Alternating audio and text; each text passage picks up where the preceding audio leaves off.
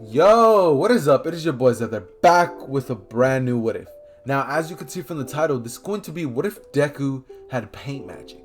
How is this going to work? Stick around to find out. So, I'm just going to go ahead and throw this out there. In this version, Bakugo is actually going to be gender bended, meaning that Bakugo is going to be a girl. So, in this version, I'm actually going to be referring to Bakugo as Katsuki.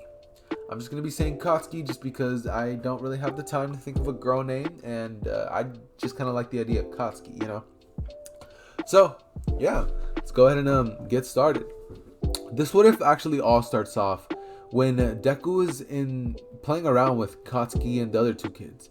Now, in this version, Bakugo, or Katsuki, won't actually be as much of a dick won't be a dick at all in this version, since I think that since it's a girl, she's gonna be a little more down to earth, a little more kind, and a little less egotistical. So yeah, that's like my prefaces, but that's how it's gonna be regardless of whether you guys think that'd be the case or not.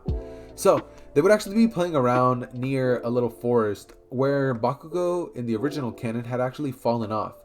In this version, since Bakugo's a girl, they wouldn't have actually done that. Instead, they would have kept walking, and there would be a nearby forest. When they would stumble into the forest, Deku would look inside and be like, wow, look at how cool it looks in there. And Katsuki would look at him and say, yeah, I bet you wouldn't go in there, Deku. And Deku would look at her and be like, I think I would. And the other kids would be like, Deku, Deku, Deku. And Deku would basically get a little bit of a little bit of peer pressure into him. So Deku would basically raise his head up and stay strong and decide to go in there. At this point, nobody would have gotten their quirk yet, so yeah. Now, Deku would be walking in there, and when he's walking in, he would walk in and stumble into the forest a little deeper than what he thought he had been. He could still hear his friends saying, Deku, so he would have decided that he wasn't actually as far in as he had thought. Once he is more deep inside, he ends up stumbling and falls. As soon as he falls, he he gets up and pats himself off, and he then looks around and sees an old book on the floor. It's a four-leaf clover book that says, it's just a four-leaf clover book on the floor. It looks kind of rusty and old, and this is when Deku would basically go to pick it up. As soon as he picks it up, the book starts levitating and it starts floating in the air. The pages start flipping like crazy, and there's a huge glow coming from the book. Now the pages would start flipping crazy, clearing themselves out from the previous user, and would have just basically gotten into Deku's hands. Now as soon as he held the book in his hands, Deku would have started levitating and started flying off of the ground. Now as soon as this happened, Deku would be like, whoa, what's going on? And this is when Deku would basically be like, I'm flying, I found my quirk. And as soon as he sees that, he would basically drop the book, and as soon as he does, he would fall onto the ground, and he would pick it up and go running back to the other kids right at the gate where he had come in from. This one, he would proceed to tell them, guys, I got my quirk. They'd be like, whoa, really? Deku would be like, yeah, it's this book. And they'd be like, a book? That's kind of lame. Deku would say, no, look. He would then proceed to open it, and he would start flying. Well, not exactly flying, but he would start to levitate. And all of the kids would look at him and be in disbelief. Like, wow, that's an awesome quirk. And Deku would simply just like smile and be like, yeah, like I can be a hero. And this is when Bakugo, or Katsuki, sorry, even I messed that up. Katsuki would actually look at him and say, yeah, you could definitely be a hero, but I'm gonna be the number one, so you're gonna be number two. And Deku would look at her and be like, I guess we'll just have to see about that, Katsuki. And this is when Deku would basically be taken home by the kids. They would all basically rush to Deku's house, and they would tell Inko that Deku got his quirk. It's an awesome quirk. You have to see it. You have to see it. This is when Inko would come outside and be like, you got your quirk? She would be a little like optimistic about things, because she had actually thought that Deku wasn't going to be developing a quirk based on the nature of her and her father's quirk. As soon as she sees that Deku starts levitating, and she's like, oh my god. She's like, are you making yourself float with telekinesis? And Deku's like, what? Telekinesis? He's like, yeah, maybe that's your quirk. So they end up taking him to the quirk doctor, and by they I mean Inko only. That's it. And once he arrives, the doctor basically tells him that his quirk is something never seen before. Oh, I also forgot to mention this. He had actually previously gone to the Quirk doctor, and they had actually told him that he wasn't going to be getting his quirk anytime soon. So he returned again, and this is when the doctor would be astounded. He would be like, what? You have the bone in your pinky toe. Like, this shouldn't even be possible. The doctors would basically just say sorry to Izuku as well as Inko and tell them that they must have just made an error. And they would proceed to run some tests on Deku's quirk. Now, they would ask Deku if there's anything else he can do other than fly. And Deku would proceed to kind of like conjure the book out of nowhere. They'd be like, what? Can you like conjure like different books or things like that? And Deku's like, I don't think so, but I can fly every time I have it. And the Quirk doctor would be like, that's interesting. Now, as this is happening, out of nowhere, a paintbrush would appear out of nowhere, and Deku would grab it and be like, whoa. This is when the doctor would be looking at it, and he would be like, hey, could you try to draw in that book? This is when Deku would go to draw a picture of fire. And as soon as he does that, he would show the doctor, and as soon as he flips it, the page would shoot fire right out of it, and the doctor would barely dodge it, barely getting away from being burnt to a crisp. And the doctor would be like, holy shit. He'd be like, kid, you're Quirk. You can make drawings come to life. And this is when Deku would be like, what? That's awesome. Take in mind that the fire wouldn't actually be like a huge fire. It would just be like a quick little tiny fire. Now, this is when Deku would be like, that's amazing. And he would proceed to draw water. Now, as soon as he draws water would start dripping out of the book. And he would be like, I can become a hero. He's like, I'm going to be the greatest hero of all time. And the Quirk doctor would basically proceed to run another test. They would chalk it up to Deku can basically fly when he can conjure the book. And he has the ability to make his drawings come to life. Now, they would realize that Deku's drawings would be as good as he draws them. So the backlash of his quirk would basically, or not quirk, not actually, it's going to be more like magic, but the backlash would be that he has to draw things, he has to make good drawings for them to come to life. And Deku would basically realize this, and he would decide that he's going to learn how to paint really good. So his mom would end up putting him in classes of painting, really advanced ones at that, and he would spend the next couple years learning how to paint. He would be around 4 at this time, so he would have at least 10 years or 11 years to learn how to paint way better than he'd already done it.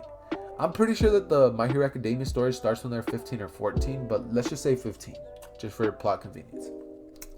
And during those 11 years, Katsuki would have actually gotten her explosion quirk, and everything else would have played as to canon. Now in this version, since Deku would have a pretty cool drawing quirk, the other kids would always ask Deku to draw things for them, and they would be amazed by his quirk. They'd say that it's a really awesome quirk, and Bakugo would be praised as the strongest because she has a really flashy physical quirk, and Deku would be praised as really like he can use his imagination to do whatever he wants.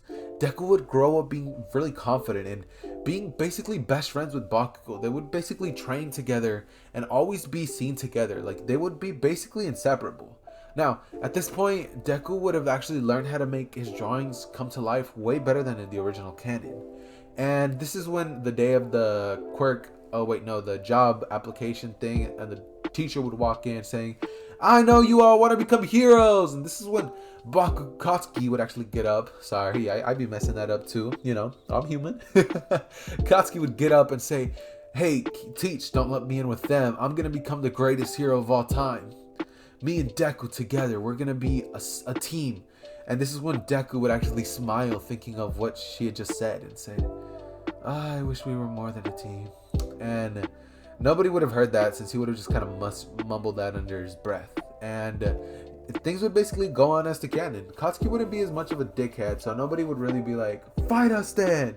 And there'd be none of that. So yeah, after the class ends, Deku would basically go up to Katsuki and be like, hey Katsuki, like, do you want to hang out tomorrow? And she would basically proceed to tell him, why not today? And Deku would say that, oh, he actually has to get home early today. And this one, Katsuki would decide to just go off with the other two friends that they have, the boy with the wings and the other kid from the My Hero Academia story that was with them during middle school. Now at this point, Deku would have actually, what is it called?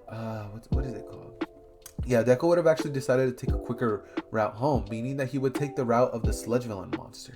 When he takes that route, he would basically just be walking around when, out of nowhere, out of the sewage tunnels, a green gunk would come out. It would proceed to jump at Deku and say, "Give me your body, kid!" And in almost in an instant, Deku would conjure his book and have it right in front of him and begin to fly as high as he can. As soon as he does that, he would say, "What the heck? Why did you attack me?" And the sludge villain would say, "Give me your body, kid!" And I say, "I didn't know that freak was here in town." This is when Deku would say, "Freak? What are you talking about?" And the sludge villain would basically try to lunge itself at Deku, but Deku would be way too far out of its reach. This is when Deku would decide that he has had enough and would proceed to draw a hole in his book. Now, as soon as he does that, the hole appears in the ground and the sludge villain is trapped inside of a really deep hole in the ground. Now, as that happens, All Might would basically appear out of nowhere out of the tunnel and say, "I am here?" He would look around and not see the sludge villain, and since Deku was flying in the air, he wouldn't actually see Deku. He would walk up to the hole in the ground and say, "Funny, I never seen this around here before." Then he would basically see the sludge villain and be like, All Might, damn you!" And All Might would basically throw a Detroit smash into the hole. Now, this is when All Might would jump in there and pick up the pieces, and this entire time, Deku would have actually been fanboying like, All Might, what do I say to All Might?" And as soon as he does that, he would basically proceed to fly down to the ground. This is when All Might would look at him and say, "Hey, did you do this?" And Deku would say, yes, All Might, that was me. Sorry, I used my quirk." And All Might would say, "What's your quirk, kid?" This is when Deku would proceed to tell him that his quirk is known as paint magic. He can bring his drawings to life, and the only limit is his imagination. All Might would begin to think about this and say, "Wow, that's an amazing quirk." And Deku would proceed to tell him that, "Yeah, like, thank you," and proceed to ask, "Do you think I can become a hero?" This is when All Might would say, "Oh, I think you could become a splendid one at that," and proceed to write in his notebook. Now, once he does that, All Might would basically jump off, and let's just say that for plot convenience, All Might ends up dropping the sludge. So the sludge villain ends up getting a hold of Katsuki. And just like in the original canon, an explosion would be heard. As soon as that explosion is heard, Deku would actually be kind of close to his house. But he would hear that and say, "What? Explosions?" He would conjure up his book and basically start flying over there at top speeds. Now, once he arrives, he would see that it was the green sludge monster. And wow, it must be awful to be trapped inside that thing. As he would then proceed to look at who's in there, and he would see Katsuki. As soon as he sees that, he would be like, "Katsuki, no!" He would begin to rush in there immediately and would draw a gigantic, and I mean a gigantic gust of wind. Now, he would basically open his book, and a giant tornado would be flung at the sludge villain, making the sludge fly right off of Bakugo. And Bakugo would grab onto a pole, barely holding onto it, and the sludge villain would then be captured by the rest of the heroes. Now, after that happens, Deku would go up to Katsuki. Sorry. He would go up to Katsuki and say, "You alright?" And she would begin to say, "Yeah, thanks to you. Thanks, Izuku."